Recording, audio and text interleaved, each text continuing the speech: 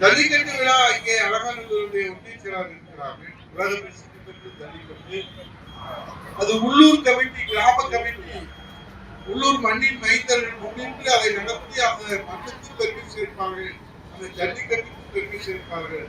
ஆனால் ஜல்லிக்கட்டிலே அந்த பெருமையை கூட யாருக்கும் சென்றுவிடக் கூடாது, அது திமுகவுக்கே சொந்தம் என்று சுயநலத்தோடு சொந்தம் கொண்டாடுகிற இந்த காக்காட்சி நல்வாழ்வுக்கு இந்த பொங்கலோடு பொங்கல் வைப்பதற்கு தமிழ்நாட்டு மக்கள் தயாராகிவிட்டார்கள்.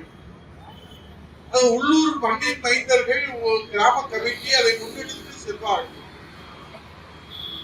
ஆனால் இன்றைக்கு அப்படி அல்ல. அதிகாரம் படைத்தவர்களுக்கு மட்டுமே இருக்கிற அதிகார ஜல்லிக்கட்டு. சாமானியர்கள் ஜல்லிக்கட்டு எங்கே நடக்கிறது தேடித்தான் பார்க்கிறேன்.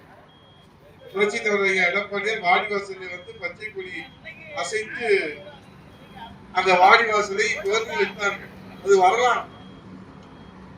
இந்த ஆண்டு கூட ஸ்டாலின் அவர்கள் வருவதாக சொல்லுகிறார்கள், உதயநிதி ஸ்டாலின் வருவதாக சொல்லுகிறார்கள். வருவதிலே யாருக்கும் எந்த வருத்தம் இல்லை. ஆனால் அது முறையாக நடக்கிறதா என்பதை ஒரு முதலமைச்சர் கேட்க வேண்டுமா வேண்டாமா என்பதுதான் இன்றைய கேள்வியாக இருக்கு.